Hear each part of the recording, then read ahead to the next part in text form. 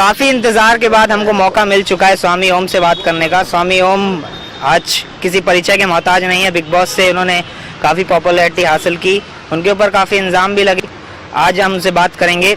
स्वामी जी, मैं आपसे नहीं पूछूंगा कि आपने पेशाब क्यों फेंका या क्यों करा, आपने जो करा आपने सोच समझ के किया होगा। आप कहेंगे कि आप एक्टिंग कर रहे थे, मगर आपने सलमान के ऊपर काफी आरोप लगाए कि आईएसआई का एजेंट है, दाऊद उसका दोस्त है, आपको मरवाने के लिए फोन आ रहे हैं बार बार।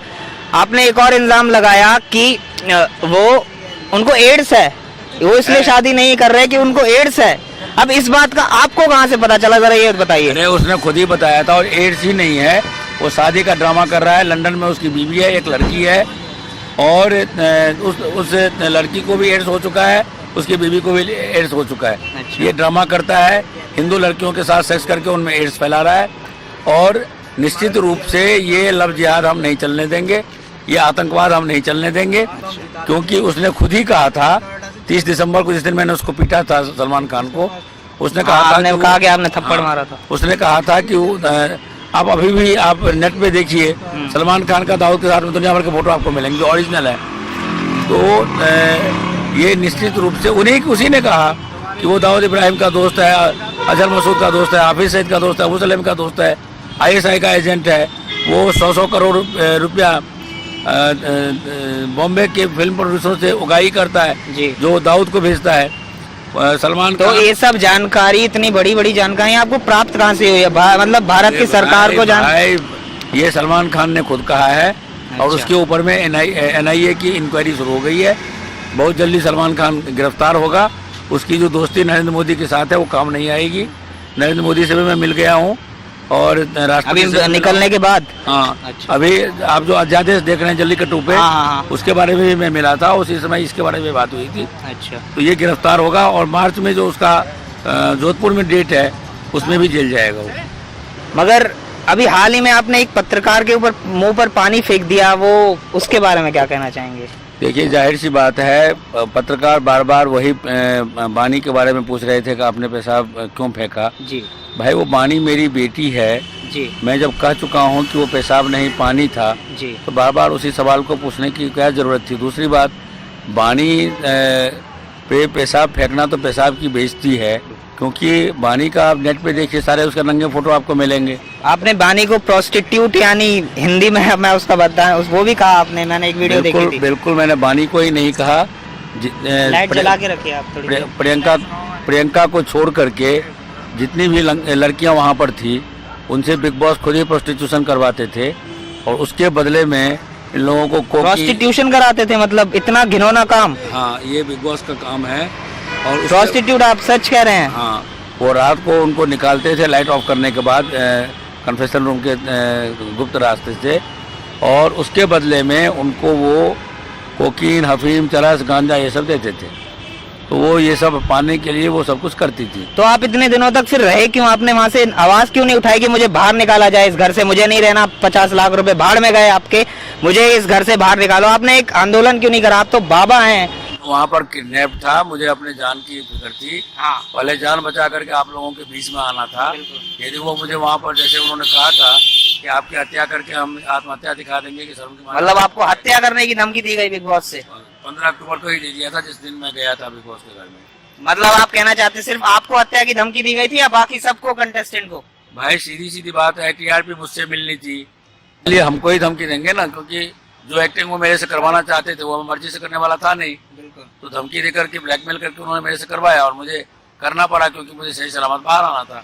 तो सर, आपने ये सब बातें तो ठीक है, मगर एक साधु संत हमेशा साफ सुथरा, एकदम स्वच्छ रहता है। आप पे ये आरोप भी लगवा दिए बिग बॉस कंटेस्टेंट ने कि आप में से बदबू आती है, आप साफ सुथरे नहीं रहते। ये तो अभी आपके साथ में मैं खड़ा हूँ, आपको क्या मेरे से बदबू आ रही है? बिल्कुल नहीं, बिल्कुल नहीं। मेरे ख्याल से खुशबू ही आ रही होगी। बिल्कुल आ रही है। नहीं लगा था। मगर उनके पीछे आप कहना चाहते हैं वो एक्टिंग कर रहे थे, वो भी उनको लाइन दी गई थी? वो बिग बॉस मेरे माध्यम से टीआरपी बनाने के लिए जितनी भी गंदी बातें करवा सकते थे, हरकतें करवा सकते थे, वो उन्होंने किया।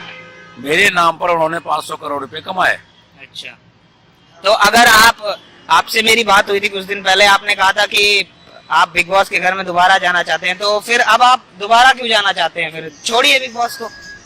छोड़ूंगा नहीं मैं, उसका वजह ये है कि बिग बॉस के ऊपर, सलमान खान के ऊपर जितना आरोप मैं लगा रहा हूँ उस सब का सबूत मैंने बिग बॉस के घर में छिपा रखा है। बिग बॉस और सलमान खान ये सारे गिरोह 6 जनवरी से लगातार मुझे फ़ोन कर रहे हैं, लेकिन मेरा शर्त है, उस शर्त को मानेंगे तो तब तो मैं जाऊंगा प्यार से जी। नहीं मानेंगे तो जाहिर सी बात है 27 तारीख को सुबह 7 बजे मैं उनकी हड्डियां तोड़ दूंगा। 26 तारीख को हमारा रैली है लोनावाला में। अच्छा। इनका फिनाले होना था 28 तारीख को, डर के मारे 28 तारीख को रात में होना था फिनाले का फंक्शन। हाँ। इन्होंने मेरे से बचने के लिए, मार से बचने के लिए 27 तारीख कर दिया है। बिग बॉस के इतिहास में पहली बार सुबह 7 बजे वहां पर फिनाले किया जा रहा है। अच्छा। और ये मेरा डर है, लेकिन मैं उनके इस चालबाजी को मैं सफल नहीं होने दूंगा। सुबह 7 बजे ही मैं हड्डियां तोड़ूंगा उनकी, यदि मेरे शर्त के मुताबिक मुझे नहीं बुलाया तो। और मेरा शर्त ये है कि मुझे 5 करोड़ रुपया अलग से और पर डे 1 लाख रुपया देने का उन्होंने वादा किया था। पहले वो पेमेंट करें। अभी तक आपको मतलब 1 भी रुपया नहीं मिला? पैसा नहीं दिया। और दिल्ली के प्रेस क्लब ऑफ इंडिया में आकर के वो मेरे पाँव पे नाग रगड़ करके सलमान खान और उनके लोग माफी मांगे और प्रियंका चड्ढा को साथ में बुलाए। अच्छा। तब मैं जाऊंगा प्यार से, फिर मैं तो कोई तोड़ फोड़ नहीं करूंगा। ठीक है जी। तो मैं 27 तारीख को सुबह, 26 तारीख को मेरी रैली है। हाँ। मैं सभी दर्शकों से मैं अपील करता हूँ, आप लोग अधिक से अधिक संख्या में वहाँ पर पहुँचे। लोनावाला लोनावाला मैदान में मेरी रैली है और 27 तारीख को सुबह 7 बजे वहाँ पर हम हमला करेंगे। उसमें हमारा साथ दें, क्योंकि ये सबसे गंदा शो है, भारतीयता को, हिंदू धर्म को बर्बाद करने वाला शो है। मुझे टूल बना करके इस्तेमाल तो आपको मतलब जाने से पहले नहीं पता था कि वो गंदा शो है? मैंने कभी जिंदगी में शो देखा नहीं था। अच्छा। यहाँ तक कि मतलब आपके जो समर्थक है उन्होंने तो बताया होगा आपको? मुझे टाइम नहीं मिला उसके लिए, मैंने अभी तक भी बहुत शो नहीं देखा है। अच्छा। ये 2.25 महीना रहने के बावजूद भी बाहर निकल के भी मेरे पास में टाइम नहीं। आप देख ही रहे हैं कि मैं आपको कितने मुश्किल से कहाँ पर मैं आपको मैं बताना चाहूंगा, हम सुबह से लगे हुए हैं और इस समय बाबा जी हमको मिले हैं, काफी बिजी चल रहे हैं। ऐसे कंधा मिला करके पूरे वर्ल्ड में, सिर्फ भारत को ही नहीं, पूरे वर्ल्ड को राम राज्य में मैं कन्वर्ट करने जा रहा हूँ। अच्छा, बहुत बहुत धन्यवाद सर। अब मुझे जैन साहब से कुछ बात करनी पड़ेगी, जो कि भारत को बर्बाद करने में लगी हुई है। इसी साथ साथ मैं एक बात और बताता हूँ कि हाल ही में आपने नोटबंदी देखी होगी जी। नोटबंदी भी जो हुई है बाबा के कारण हुई है। और दूसरी बात और बताता हूँ, नोटबंदी के पीछे भी बाबा हैं। बिल्कुल बाबा हैं। मैं उसके तो बाबा जी, अभी जैन साहब ने बताया कि नोटबंदी का जो फैसला प्रधानमंत्री ने लिया उसके पीछे भी आप थे, आपकी राय थी उसके पीछे? मेरी राय ही नहीं, मेरा आंदोलन भी था। पिछले 30 वर्षों से मैं नोटबंदी के लिए मैं संघर्ष कर रहा हूँ जी। और जब 2014 में प्राइम मिनिस्टर बने, 14 में भी, 15 में भी और 16 में भी मैंने वित्त मंत्री और ये सबूत भी दिखा रहे हैं बाबा अपने साथ, इस पे जरा फोकस कीजिए। देश को गुलाम बनाना चाहते हैं। देखिए ये बाबा जी आप बताएंगे कि किस वक्त की तस्वीरें हैं ये लगभग?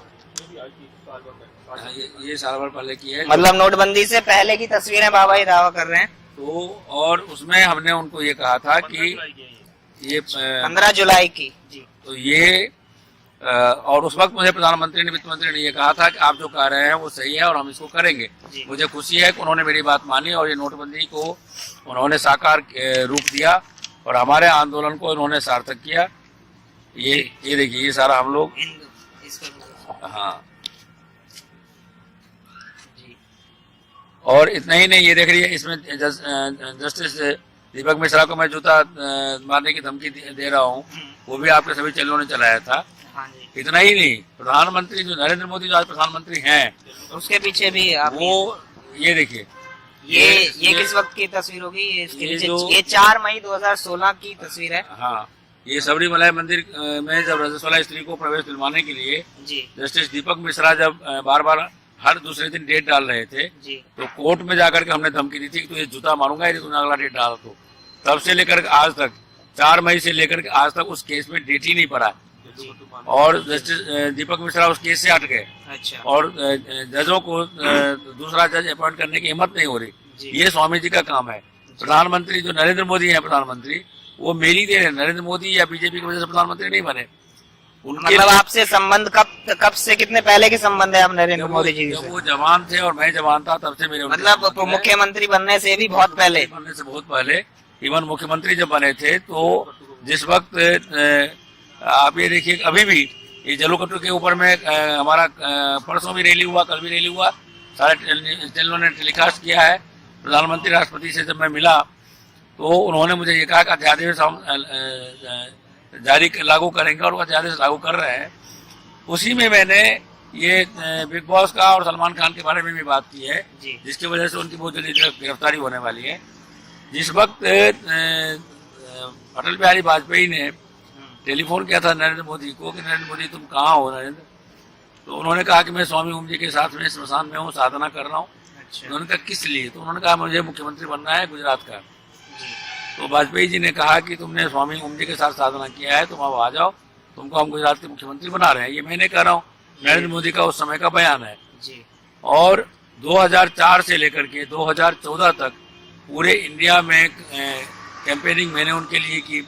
8 जून 2013 को नरेंद्र मोदी ने जब मुझे फोन किया गोवा से कि स्वामी जी आडवाणी जी रूट करके दिल्ली बैठे हुए, मैं बन नहीं पाऊंगा, तो मैंने उनको कहा था 1 घंटे के बाद कोई चैनल देख लेना। मैंने आडवाणी जी का घर घेरा और उसका परिणाम हुआ कि आडवाणी जी पीछे हटे और वो केंद्रीय प्रचार अभियान समिति के अध्यक्ष बने, बाद में प्राइम मिनिस्टर बने।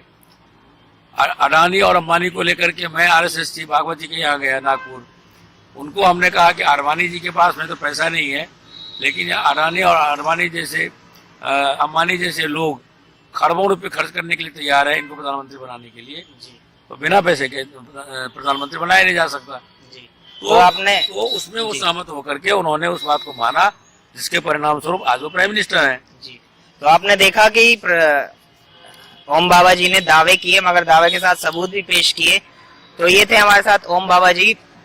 बाबा जी बहुत बहुत धन्यवाद आपका, हमसे बहुत बहुत धन्यवाद। आपके दर्शकों को बहुत बहुत धन्यवाद और आपके दर्शकों से अपील है कि आप लोग SMS करें कि 25 जनवरी से पहले स्वामी ओम जी के शर्तानुसार तुम नहीं बुलाओगे बिग बॉस के घर में। फिर बिग बॉस के घर में फिर क्यों जाना चाहते हैं बिग बॉस के, जब इतना बुरा है, इतना गंदा है वो शो, जब उसमें प्रोस्टिट्यूट होता है। मुझे सबूत निकालना है आप लोगों को दिखाने के लिए जो मैंने वहाँ। तो सबूत के लिए तो आप कह रहे हैं कि आपने कोर्ट में केस भी कराया, तो यार तो कोर्ट में केस के बदले में उसको वहाँ सबूत भी दिखाना पड़ेगा ना मुझे, सिर्फ केस करने से तो होता नहीं, आप जानते हैं। तो इन्वेस्टिगेशन करेगी ना कोर्ट और पुलिस जाएगी वहाँ पे, सबूत निकाल के लाएगी। तो पुलिस को वो सबूत अपने खिलाफ सबूत देंगे क्या? वो पुलिस को क्या पता है कहाँ कहाँ हमने क्या छिपाया है, वो तो मुझे ही मालूम है। दूसरी बात, यदि वो मेरे शर्त के मुताबिक मतलब किस तरीके के सबूत है वो, मतलब क्या छुपाया आपने? वो जितने मैंने आरोप लगाए हैं सारे सबूत वहाँ पर मौजूद। मतलब किस तरीके से, कुछ तो एग्जांपल दीजिए। जितने भी मैंने आरोप लगाए हैं वो लंबी कहानी है। मतलब वो ड्रग्स व्रग्स सब आपने छुपा के रखा है वहाँ पे? मैंने नहीं छुपा रखा, उन्होंने छिपाया हुआ है। नहीं मतलब वहाँ पे मिलता था, आपने सबूत के तौर पर छुपा रखा है? हाँ, सबूत के तौर पर छिपा रखा है। तो वो सारा हम निकालेंगे, और नहीं मेरे शर्त के मुताबिक प्यार से नहीं बुलाएंगे तो 26 को मेरी रैली है, सभी को मैं आमंत्रित करता हूँ कि आप लोग वहाँ 26 को पहुंचे। उस रैली में बिग बॉस के खिलाफ रैली है, और बिग बॉस के इतिहास में पहली बार 28 जनवरी को हमेशा फिनाले होता था रात को। इस बार डर के मारे उन्होंने 27 जनवरी को सुबह 7 बजे फिनाले रख दिया है। 7 बजे हम वहाँ पर हमला करेंगे, सलमान खान की हड्डियां तोड़ेंगे, बिग बॉस के लोगों की हड्डियां तोड़ेंगे, और जो पार्टिसिपेंट्स हैं उनको लेकर के आप लोगों के सामने करेंगे, जो सच्चाई बताएंगे। चलो ठीक है, ये तो सब राजनीति से जुड़ी बात रही। नहीं ये देशभक्ति है, देशभक्ति की बात कर रहा हूँ मैं, ये तो देशभक्ति की बात रही। मगर अब मैं एक हल्का सवाल पूछूंगा कि देखिए, ये तो आपने दिखाया अभी, ये अन्ना हजारे को आप लोग बड़ा प्यार करते हैं। अन्ना हजारे का पर्दाफाश भी हमने किया हुआ है, किताबें लिखी हुई। ये देखिए एक किताब भी दिखा रहे हैं बाबा जी एक सबूत के तौर पर। बाबा जी एक हल्का सवाल कि आजकल आपकी जिंदगी किस तरीके से बदल गई? आप आजकल बहुत मीडिया हाउस में जा रहे हैं तो काफी बिजी रहते होंगे, उस बारे में कुछ बताइए। ऐसा है, मैं इंडियन मीडिया को तो मैंने बंद कर दिया है, सिर्फ आपको दे रहा हूँ मैं इंटरव्यू। सिर्फ अभी विदेशी जो चैनल्स हैं वर्ल्ड वाइड, उनके जो एजेंसीज हैं, जैसे यहाँ पर ANI है आपके इलेक्ट्रॉनिक मीडिया का, वैसे ही जैसे BBC वर्ल्ड है, वैसे अमेरिका है, इन लोगों को ही अभी मैं दे रहा हूँ। तो वो आपसे किस तरीके से सवाल पूछते हैं? इसी तरीके के मतलब आरोप प्रत्यारोप वाले? नहीं, उसमें इंटरनेशनल सवाल भी होते हैं, जैसे ट्रम्प के बारे में, पुतिन के बारे में। तो ट्रम्प और पुतिन के बारे में आपसे ही क्यों पूछते हैं वो सवाल? इसीलिए क्योंकि मैं ग्लोबल पॉलिटिक्स के साथ जुड़ा हुआ हूँ। और इंदिरा गांधी को 1984 में मैंने नेम कंट्रीज का चेयरमैन बनवाया था, उसके लिए 150 कंट्रीज का दौरा मैंने किया। ट्रम्प को राष्ट्रपति भी आप ही ने बनाया? ट्रंप को राष्ट्रपति तो उनके पैसे और वोटर ने बनाया है, लेकिन मेरी शुभकामना पहले से उनको थी और आगे भी रहेगी। तो बहुत बहुत धन्यवाद सर आपसे बात करने का। मैं आपसे हाथ मिलाना चाहूंगा। बहुत बहुत धन्यवाद। कैमरामैन अमन पांडे के साथ मैं हर्ष कुमार। चुपचाप बैठे रहो, बोलना मैं बोलूं ना, चाबी बिना खोलू ताला, मेरे बारे में कुछ कहना नहीं, चुप